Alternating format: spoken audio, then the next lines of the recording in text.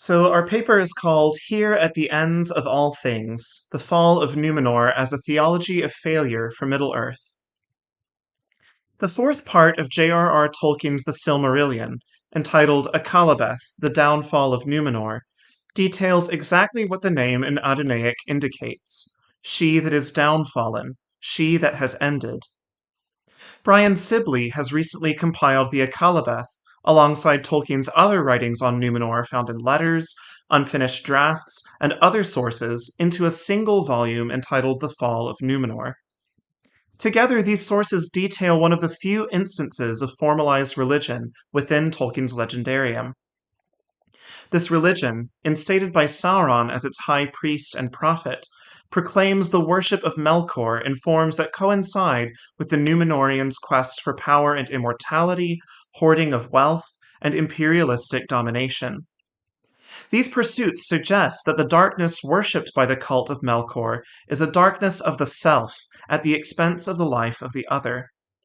In this paper, we argue that on an intradiegetic level, religion as a cult of the self leads to annihilation, in this case, the drowning of Númenor. On an extradiegetic level, we contend that the violent exercises of power tied to these practices make the Akallabêth and the fall of Númenor the story of a world that needs to end. In his Ethics of Alterity, French philosopher Emmanuel Levinas questions the subject-object paradigm considered essential to Western thought. The subject or self is not a being that always remains the same, but is the being whose existing consists in identifying itself, in recovering its identity throughout all that happens to it. It is the primal identity, the primordial work of identification. In turn, the other is everything and everyone that lies outside of the self, with an alterity that is not formal, is not the simple reverse of identity, and is not formed out of resistance to the same, but is prior to every initiative, to all imperialism of the same. The other is what Colin Davis describes as that which is not us, something incomprehensibly different, something which lies outside everything we know and understand, and which therefore radically challenges our security and sovereignty in the world. The question that Levinas thus asks is how can the same, that is the self, enter into relationship with an other without immediately divesting it of its alterity? What is the nature of this relationship? Davis continues this line of questioning as follows. Do we try to eliminate the other from our world because it doesn't fit? Or do we try to welcome it, to learn from it, to let it persist in its otherness? For Levinas, the key lies precisely in the relationship generated by encountering the other face to face, and accepting this moment as a surfacing of our responsibility towards the other. The other's plea, and all of its vulnerability and awkwardness, is you will not kill me.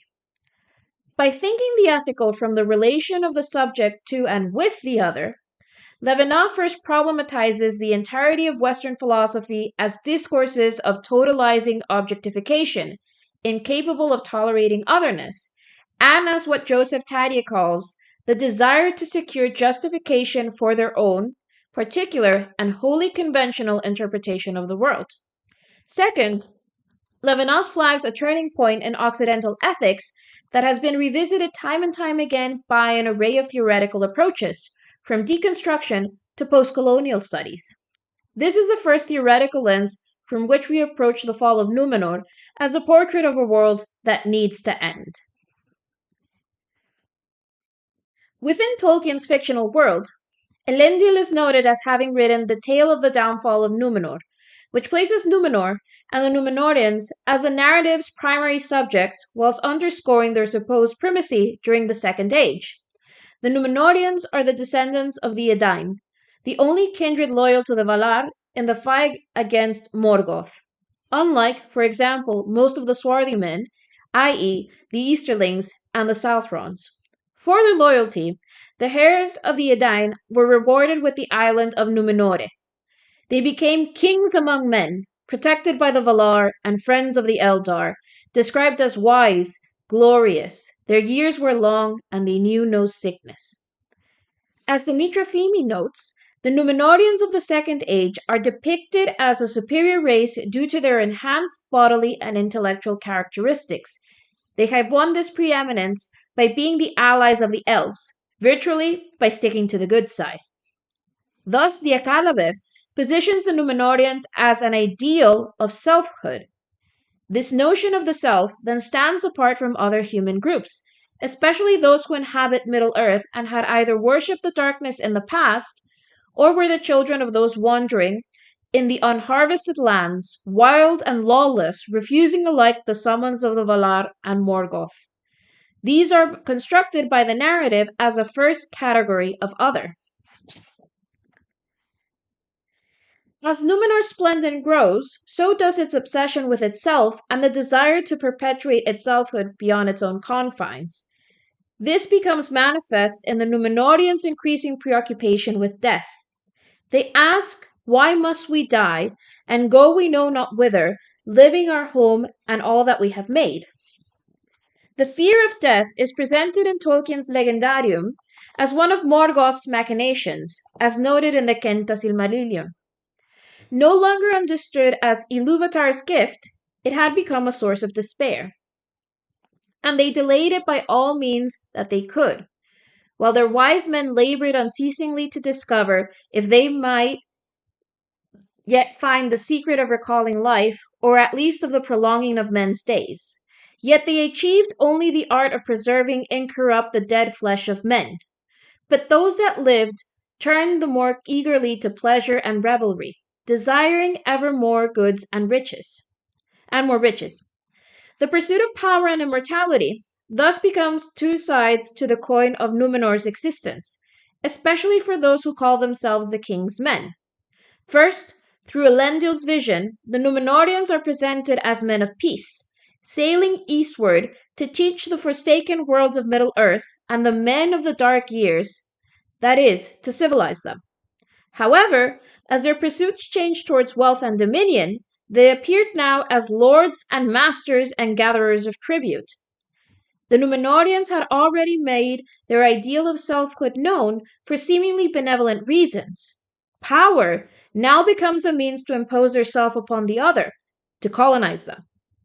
The second path is by neglecting the hallow upon Meneltarma and defying the ban of the Valar, whereby the transgression of this geographical border directly signifies their desire to transcend their mortal state. If dying is to release, or be released of the self, then immortality is the path towards its perpetuation. Númenor's longing to perpetuate an immortal selfhood of power is capitalized by Morgoth's former lieutenant, Sauron, once he arrives in Armenelos, first as a prisoner and later becoming a trusted advisor of Ar-Pharazôn. Striving ever for the dominion of Middle-earth, to become a king over all kings and as a god unto men, Sauron perceptibly reads the desires at Númenor's heart, for they parallel his own. As the Lord of the Rings will prove, Sauron's highest intent is to dominate the wills of all others in Middle-earth. He sees in the other the means to actualize his desire of subjugation. Sauron's desire is to be the sole subject by forcing himself upon the other and denying the fulfillment of their otherness. This is his idea of power, by essence murderous of the other, which becomes an integral part of his malice and revenge as the world denies him his desire of molding itself according to his selfhood. Sauron counsels further corrupt the Númenóreans who would lend ears to him, encouraging them to think that there lay yet many seas and many lands for their winning, wherein was wealth uncounted, and still, beyond all lay the ancient darkness, for darkness alone is worshipful, and the Lord thereof may yet make other worlds to be gifts to those that serve him, so that the increase of their power shall find no end. Sauron seduces Ar-Pharazôn and his followers by promising them dominion over other lands and worlds, wealth, and above all, power. He convinces them that they will immortalize their idea of Númenor by worshipping darkness. As this worship takes shape, it becomes clear that the so-called cult of Melkor is essentially a devotion of the darkest abysses of the self at the expenses of the other. The white tree of the line of Telperion, Nimloth, is felled. A grand temple is built. Then the sacrificing of the other begins. First the tree, and then the humans. Where are the faithful? The Númenóreans opposed to Sauron and Ar-Pharazôn, who wished to keep the friendship of the Eldar, and they hearkened the counsel of the Lords of the West, or those hunted from Middle-earth, the dispossessed and enslaved by Númenor, neither of these groups conforming to the king's men idea of selfhood. The other who once lived now dies and burns in the fires of the self. This reading of the cult of Morgoth as a cult of the self can both enrich and challenge how we understand the role of theology, perhaps particularly Christian theology, in the Akallabêth and Tolkien's wider legendarium. The Temple of Morgoth is notable for being one of the only instances of institutional organized religion within the legendarium. As such, it is one of the only instances in which we can see Tolkien's texts grappling not just with theology per se, but with the role of religious institutions as they exist within a world, whether primary or secondary. In a letter to Milton Waldman, Tolkien sums up the Akallabêth as the result of an inner weakness in men that is closely linked to Tolkien's theological belief in the fallen nature of humanity, here described as the first fall, repented but not finally healed. The Númenóreans' fall into sin manifests in their colonial excursions into Middle-earth, building strongholds and factories of lords seeking wealth, becoming tax gatherers, carrying off over the sea ever more and more goods in their great ships. Yet in these atrocities, which Tolkien here implicitly, if not explicitly, frames via Christian understandings of original sin, we can recognize parallels in primary world acts of violence legitimized via Christianity, namely colonization that served to amass wealth for European empires under the guise of civilizing other cultures and bringing them under the banner of Christendom. The characterization within the Akallabêth and elsewhere of the Temple of Morgoth and its role in Númenor's downfall thus anticipate apocalyptic theology's recent turn toward theologies of failure. As theorized by Lynn-Marie Tonstad and Marika Rose, theologies of failure can be broadly characterized as utilizing the apocalyptic and prophetic resources already at theology's disposal through both Christian and Hebrew scriptures, in order to speak back to the many historical and present atrocities in which Christianity is complicit. As Rose states, it arises from an acknowledgement that theology has failed, and that faced with a world in which the voices of those whom it has oppressed rise up to challenge its dominance and stand in judgment upon it, this theology can seek to recolonize those people and places that have escaped from its grasp. It can try to make itself clean once again by purifying itself of the taint of Christian history. Or it can confront, instead, its own failure.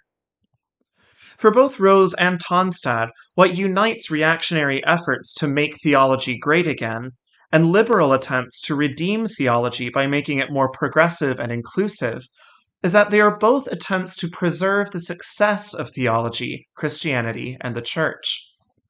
Both tendencies anxiously perpetuate theology's self, rather than meaningfully allow that self to be disrupted by the myriad others whom theology has excluded, subjugated, and oppressed.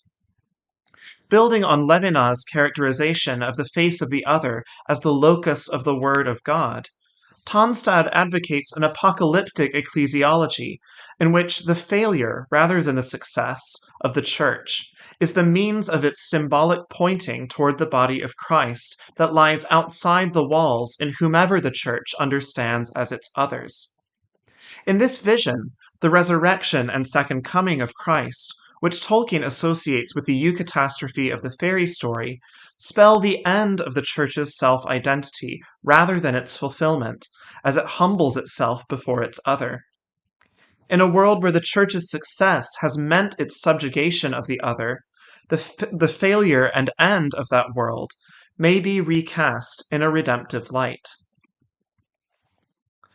The construction of the Temple of Morgoth belies both the accumulation and ostentatious displays of wealth that coincides with the worship of Morgoth under Sauron, and the stark hierarchical separation of self and other that both drives and is driven by this greed. In contrast to the open-aired Meneltarma, the Temple of Morgoth is described as a vast enclosed structure characterized by opulence that is quickly tarnished by the deeds that are enacted therein. Note that one of the first details we get in this description is the thickness of the walls, which signifies this inside-outside separation. Tolkien hints at the ethical implications of this enclosure in a letter to Jesuit priest Robert Murray, stating that the Meneltarma, by contrast, had no building and had no temple, as all such things had evil associations. The separation between self and other implied by the enclosed temple, and the evil association this has, is further highlighted in the Akallabêth, which establishes the Temple of Morgoth as specifically a site of human sacrifice. We are told that in that temple, with spilling of blood and torment and great wickedness, men made sacrifice to Melkor that he should release them from death. And most often from among the faithful they chose their victims. Here we can see reflected most starkly the extent to which the attempt to perpetuate the self manifests in the destruction of the other. Reading this text through the framework of a theology of failure, it may at first seem difficult to draw a clear link between the ritual practices of this cult and Christianity, at least in a literal sense. Most Christian congregations, after all, do not literally practice human sacrifice. However, the human sacrifice practiced within the Temple of Morgoth becomes a potent image, symbolically encapsulating the colonial abuses and atrocities that the Númenóreans enact in an effort to escape death, which have much more direct applicability to the primary world practice of institutional Christianity. Echoing Levinas's critique of Western thought's privileging of a sovereign subject, whose articulation relies on the subjugation of its others, Rose traces how Christian ideas of God's sovereignty, which had already become conflated with the sovereignty of Christendom so that it became possible to conquer other countries by military force in the name of their salvation, in the Enlightenment became entangled with the sovereignty of the individual, and a very particular sort of individual, the wealthy, white, educated, heterosexual man. As she argues, within both secular and religious discourses, the role of the default Western self gradually took on the roles that had traditionally been associated with God, of ruling the world and bringing it into submission. Viewed through this lens, the human sacrifice that occurs within the Temple of Morgoth is not just coextensive with, but emblematic of the atrocities enacted by the Númenóreans abroad, as the other, the colonized subject of Middle-earth, the political dissident at home, is continually sacrificed on the altar of the self.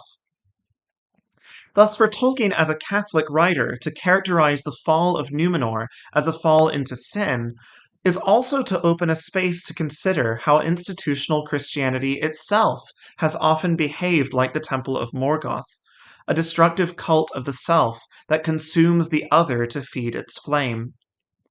For Christians, as Rose states, the closer we are to the model of the godlike individual that Western culture has come to see as the most perfect of all human beings, the more likely it is that we are formed by the dangerous and damaging aspects of Christian culture.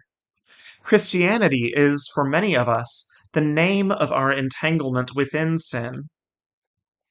For Rose, the best possible theological response to this reality is not to attempt to unearth a pure version of Christianity that somehow escapes complicity in its oppressive past and present.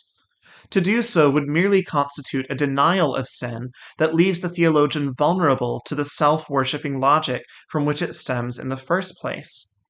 As Tonstad reminds us, this is a church of sinners, not saints. Rather, both Tonstad and Rose advocate a stance of both accepting the inadequacy and finitude of theology and the church. allowing it to be disrupted by the others it has rejected and marginalized, and ending the world that the Church has helped to build.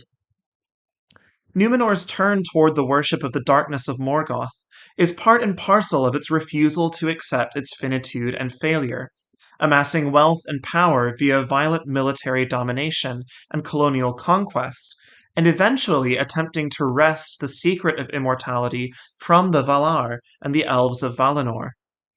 In this way, the worship of Morgoth corresponds to Rose's characterization of the theologian who digs in their heels and doubles back on supremacist logics at the first sign of theology's failure. Notably, at the Akallabêth's climax, when Númenor is assailed by lightning sent forth from Manwë, the temple itself is unshaken, even as a fiery bolt smites the dome, and Sauron stands there upon the pinnacle and defies the lightning and is unharmed. And in that hour men called him a god and did all that he would.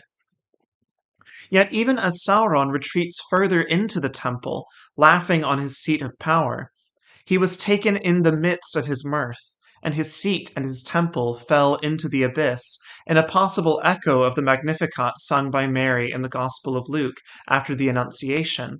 He has brought down the powerful from their thrones and lifted up the lowly.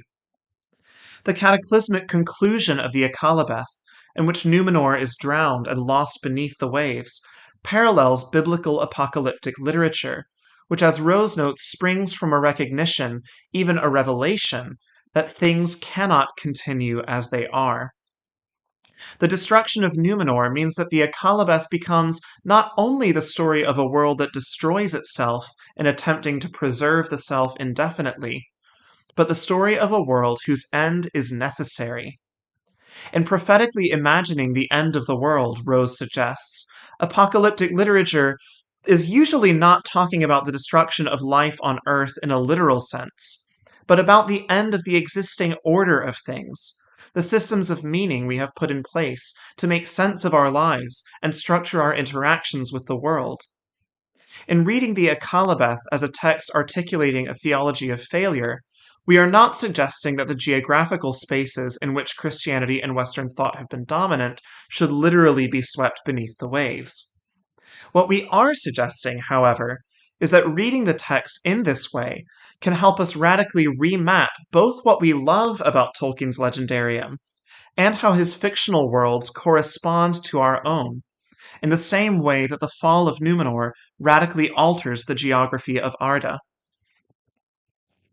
In contrast to the portrayal of Númenor's downfall, Lord of the Ring complicates the idea of an end by depicting its necessity and sorrow, with hope and grief intermingling as the third age of Middle-earth comes to a close. The three elven rings were made as tools in the service of the other, and yet the service they embody is at its heart flawed, because the elvish desire to preserve all things from what they perceive to be stains is tantamount to a form of domination and control, of possessiveness. It runs parallel to Númenor's art of preserving incorrupt the dead flesh of men. It means to ultimately impose an immortal vision upon a world in which time and change are its constitutive elements. This preservation means to impose an idea of self upon what is ultimately other. To renounce the power of the three and aid in the destruction of the Master Ring is therefore an ethical act of the highest order, because it is an acknowledgement of the limitations of the self, accepting its eventual loss in the name of the other. Immortal Galadriel, ruler of Lothlorien, keeper of the Ring of Adamant, embodies the tension between an ethical path that means fading and the desire for power that posits preservation as a form of love. When she offers each of the members of the fellowship a choice between a shadow full of fear that lay ahead and something that he greatly desired, she demonstrates an acute awareness of this conflict. And later on, when Galadriel confesses how her heart has greatly desired the One Ring, she does so knowing the consequences of surrendering to that desire. All shall love me and despair. Like preservation, such love would not be ethical, for it would be the product of imposing herself beautiful and terrible on the other, rather than originating from meeting the other. According to William Gray, for Tolkien, love also has a broader sense of an unpossessive love for the other as other. This is the crucial lesson Galadriel learns in her face-to-face encounter with Frodo, which constitutes the final step in her renunciation of desire. She becomes willing to diminish. But Galadriel's diminishment is a form of recovery. Insofar, as Taylor Driggers says, fantasy is not so much a restoration of an ideal status quo as it is a disruption of familiar habits and assumptions. The highest service Galadriel can do for the other is to renounce to preservation as possession. By letting the other persist, Galadriel recovers a sense of herself, disrupting her notion as only a ruler and preserver. Her task is to go beyond the shadow of loss and desire to the other side, where there is still light, and she remains Galadriel. Galadriel's diminishment and her relinquishment of possessiveness can be instructive for how we as readers can accept the finitude of fictional worlds we love, and how this, in turn, can inform what we bring from those worlds into our own. Galadriel's diminishment spells not only the end of her own power within Middle-earth, but also the end of the realm of Lothlorien that she has made. Galadriel chooses to refuse Frodo's offer of the ring, and instead sends him further on his quest toward Mordor, even while knowing that if he succeeds, Lothlorien will fade. When Frodo presses her further on what she wishes, she once again reaffirms her love and her people's love for Lothlorien and for Middle-earth, not only through preservation, but through an embrace of the end. The love of the elves for their land and their works is deeper than the deeps of the sea, and their regret is undying and cannot ever wholly be assuaged. Yet they will cast all away rather than submit to Sauron. In the face of the ring, a power that threatens to turn all well-intentioned efforts toward preservation and love toward evil and oppression, for the elves to love one's land and works is also to accept their failure and their end for the sake of the other. Because of Lothlorien's origins in song, at both textual and metatextual levels, we are encouraged as readers to apprehend Lothlorien as a sub-created world. To highlight its end as necessary for the preservation of the life of the other, then, is also to signal the necessary finitude of fantastic subcreation and escape. Every song, every story must have an ending, and in that ending we must turn back to face our world and the other. While, as Alana M. Vincent has pointed out, Tolkien's conception of fairy story largely affirms fantasy's ability to facilitate viewing the other not as an extension of oneself, but as an entity both outside of and equal to oneself, he also allows for its capacity to do the opposite, to be carried to excess, be put to evil uses, and delude the minds out of which it came. This is, of course, coextensive with Tolkien's Christian belief in human fallenness, the same doctrine from which Theologies of Failure derive their radical impulse. As Tolkien says, of what human thing in this fallen world is that not true? Yet while Tolkien poses this rhetorical question as a defense of fantasy, it can also serve as an admonition to acknowledge and embrace its limitations and flaws. As Verlyn Flieger has noted, Tolkien's own fantastic creation arises not only from a desire to escape his own modern context, but from a sober recognition of the ultimate impossibility of that escape. For these reasons, applying the insights of Theologies of Failure to subcreated worlds and Tolkien's legendarium may enable us to participate in what Mariana Rios Maldonado has theorized as critical joy, the transparent discussion of how a text reflects systemic issues, while also potentially celebrating its affordances and nuances. Allowing our responsibility toward the other to disrupt our desire to preserve worlds we love may in this way lead to greater love. In relinquishing our possessive identification with such worlds, We both pave the way to consider what else they may be able to tell us, and enable ourselves to turn toward a more equitable face-to-face relation with the other. There are those who would read in Númenor an ideal that needs to be achieved, and in the passage of Middle-earth focus only on the Sauron. We invite you to do the opposite, and to neither submit to Sauron or Númenor, but rather to embrace the need for the end and look towards a beginning with and for the other. Thank you. So I think we have a few minutes to take questions. Um, so Tria, I hope I'm pronouncing that correctly, says, lovely to hear from you both, an excellent talk. I'm struck by the somewhat dark prospect of this kind of thought process that this kind of thought process gives to Middle-earth post-book, given that Aragorn continues to subjugate the South, perhaps copying the shit kings before him.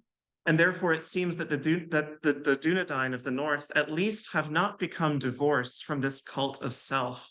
Do you think that could have been an intentional comparison in the text? What a question! That's an amazing question. Yeah, that's an Thank amazing you. question. Do you want to answer first and then myself? So I think I think first of all, whether that's an intentional comparison or not on the part of Tolkien himself, I think that is a parallel that we can potentially draw. I think one of the things that we were grappling with as we were writing this paper was the sort of ambivalence of Númenor in that it's both it both seems to be Tolkien's most strident critique of colonialism and imperialism, while also reasserting or reinscribing a lot of ideals that we can associate with imperialism, such as what Mariana discussed in terms of the Númenóreans being this kind of superior race, which Dimitra Fimi also further critiques in her Tolkien race and cultural history. So I think that's definitely a parallel that we can find there within the text that we can maybe critique on a more metatextual level and thinking about how these stories are focalized. That is also what I was going to say, because perhaps this question has two. You can answer this in two ways. You can answer it intradiegetically or extradiegetically. So intradiegetically, there is, of course, still this idea that Aragorn is part of the legacy of Númenor, and with him Faramir. And if we remember, Faramir in his encounter with Frodo and Sam does also a hierarchization of these are the men of Middle-earth, etc. So there is still this idea, even though apparently, going back to the text, Aragorn does say that neither the Southrons nor the Easterlings have to submit to him or pay tribute to him. However, there is sort of this space where we don't necessarily know what their final fate is, in the same way where we have the orcs, that we also do not know necessarily what their fate is once Aragorn ascends to the throne. The other way that we could answer this is extradiegetically. Consider, as we have said in this paper, and I think also as Taylor has mentioned, in how we can see sort of like this Christian thought of what we imagine God to be and how God descends upon the earth and how this ideal self comes into being, is this text and any other text cannot be devoid of the structures of inequality that are formed around it. So regardless of what Tolkien may have meant or intended to do, it will still reflect the things that are pervasive in his or any other society. So these would be sort of like the two strategies that I would suggest to potentially answer the question. Do we have time for one final question? One final question. Okay. Do you think Galadriel's point about spiting Sauron by destroying or leaving their works and homes shows that she has reflected on the fall of the elves, flight of the Noldor, and the kill slaying as both Noldor and Teleri were so too, protective of the things they had made? Do you want to take that one, or should I? I mean, you caught me there. So I don't know if I would necessarily say that for Galadriel, it is more an idea of spiting Sauron than actually sort of what she does is a process of self-reflection. I think that what I would prioritize more in this reading is what Sauron represents and how, despite the fact that they have been in this battle for thousands of years, there is, at the end of the day, this kernel of what I would call desire that actually unites their thought, if that makes any sense. Not unites their thought in the sense of that they want the same thing, but they do feel the same desire, and that is the possessiveness. So I think that the point about destroying or leaving their works at home is not necessarily, again, directed towards Sauron, but again, the reflection, as you mentioned, as the fall of the elves, the flight, like this whole history and what this history represents, how it led her to this moment, and in this moment to say, I renounce, I give up. Yeah, no, I think that's beautifully put, and I completely agree. I think it is less about wanting to spite Sauron and more about choosing to preserve the life of the other over preserving one's own land and works. And I think to me that's at the core of Galadriel's decision.